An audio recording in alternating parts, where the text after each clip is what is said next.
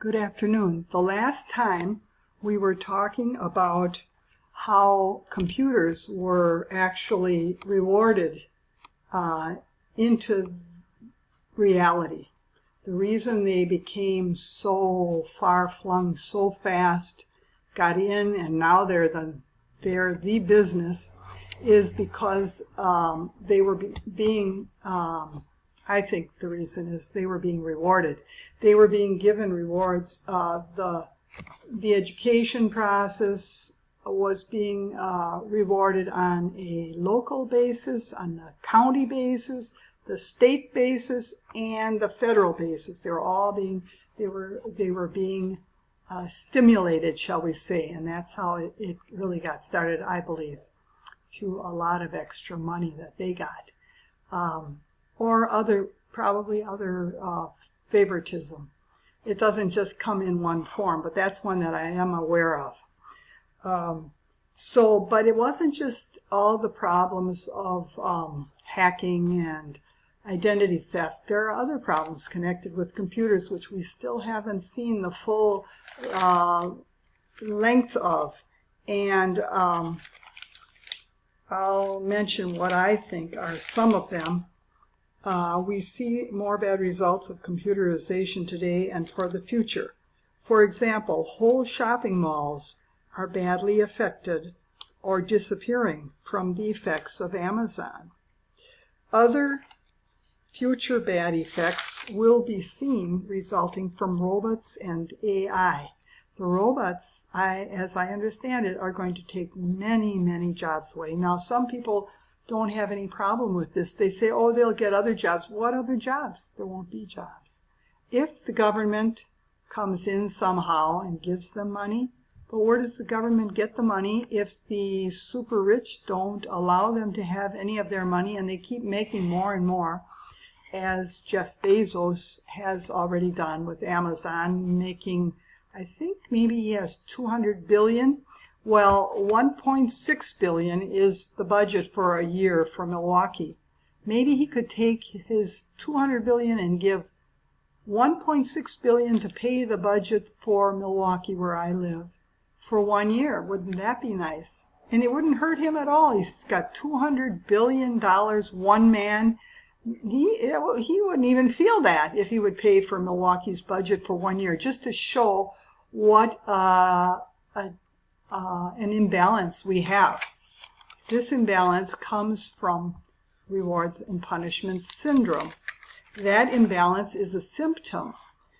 We have symptoms of this syndrome. I use a medical language because there is no language for this particular subject matter that I'm talking about. So I borrow from other different languages, and one of them is the medical language. We're talking about syndromes in more complex systems. Syndromes are sick systems. We talk about symptoms of syndromes. Symptoms are indications of illness seen in the system. A doctor could diagnose an illness by looking for symptoms. Another area I borrowed language from is drug addiction. So when the rewards and punishments are given, this is the beginning of addiction. If it gets bad enough, the addiction will be bad enough. If the rewards and punishments are given a lot, they're going to have probably a bigger effect than if they just once in a while you get rewards and punishments. But drug addiction is actually one example of the reward and punishment syndrome, because the reward is the drug. But it could be any reward. It could be a reward is actually a false love. It seems like it shows love, but actually it doesn't. It's a trick. A reward is a trick, saying, I love you, but actually it's a manipulation. If you do this, I will love you. That's not love. Love is unconditional. So it is a trick. Rewards and punishments are tricks. And a drug is a trick. So a drug is a very good example of this. The drug is the reward, and the symptoms, the drug has symptoms, and those symptoms can be looked for in order to see if there is one of these syndromes going on.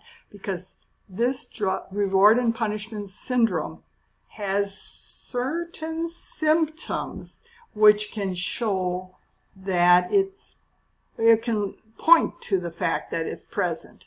If you see, for example, an imbalance, such as Jeff Bezos with $200 billion and the rest of us trying to live in a city that costs $1.6 billion for a year, you can see that there's quite a big imbalance. Now that points to a reward and punishment syndrome, starting maybe, or part of it maybe is the reward of money. Maybe there is too much of a money reward being given to people working in computers. I don't know exactly how it works. Each syndrome is different, but we can see that kind of points to it when there's such a big imbalance. That's one of the symptoms of this reward and punishment syndrome. Another symptom, and these symptoms can be seen in addiction. For example, addiction would have an imbalance in the fact that the addict takes so much of the drug. And his whole life is centered around that drug. And he eats very little food. He doesn't pay attention to other things. The drug is an imbalance in his life. That's an example within the drug addiction of this syndrome. Another example of one of the symptoms is the symptom of a multiplier effect, which can be seen as the drug progresses through society, where more and more people are getting this reward. Oh, there's a reward over there, let's go get it. And as they get it, the drug addiction goes through a neighborhood or through an area, and the results can be seen by leaps and bounds. Things start getting worse and worse, and it starts going faster and faster when it gets more advanced. That's one of the syndromes. The symptoms. I'm getting my words mixed up. The symptoms. That's one of them. Another one, and the other one was imbalance. Another one is a lack of diversity. There's a lack of diversity when you see a drug addict. He doesn't have many diverse interests. In fact, his main interest, his one interest, is drugs. He'll think about that and plan that and work on that. He'll spend his whole day doing that maybe and not go to work and not take care of his family. He has a lack of diversity in what he's doing. Another example, another symptom of this would be a loss of freedom and equality, which can be seen again in our drug example. The addict who is addicted to that drug, he doesn't have freedom. He has to take care of that drug. If he doesn't, he's going to have a big problem. He's got to work at it, make sure he gets the money for it. Everything he does, he has to be connected with that drug. He's got to take care of that. Number one, he's like a slave, enslaved to it. So he doesn't have freedom, and he doesn't treat it equally with other things. He puts the drug above. A drug is more important than his family, more important than, there's no equality there. More important than work, more important than anything else. So this syndrome makes us lose equality. You can see it through the lack of equality. Okay, another symptom of this in regard to drugs, I'll use drugs as my example, is the disconnected feedback. For example, the drug addict feels real happy, so that's his feedback.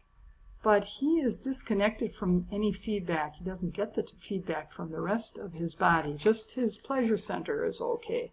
But the rest of his body, where maybe certain organs are starting to disintegrate, where it's hurting his body, as drug addiction does, eventually it can kill a person, that he doesn't even hear that. That feedback isn't coming to him about how sick he is.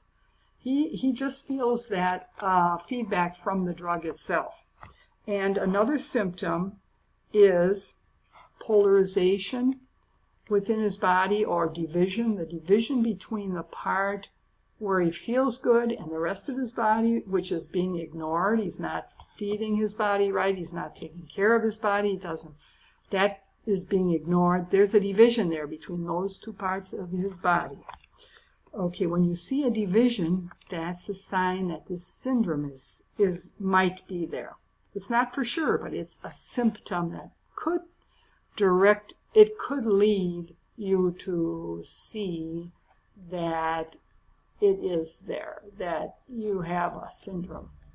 Okay, another symptom is a forced integration and disintegration. That drug addict, I'll use that as the example, that drug addict is disintegrating from his family. I mean, he's becoming disintegrated.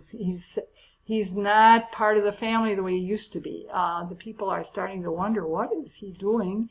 And he is starting to spend more time with his drug addict friends. So he's becoming integrated into the group of drug addicts, and he's becoming disintegrated from his family.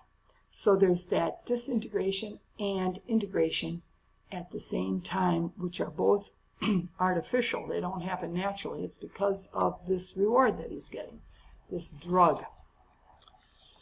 Okay, there's another one, another symptom. Oh, I won't give any more because there's no more time. Okay, I've got about 2 more symptoms that I wanted to tell you. I hope to tell you on my next time I talk to you. Thank you.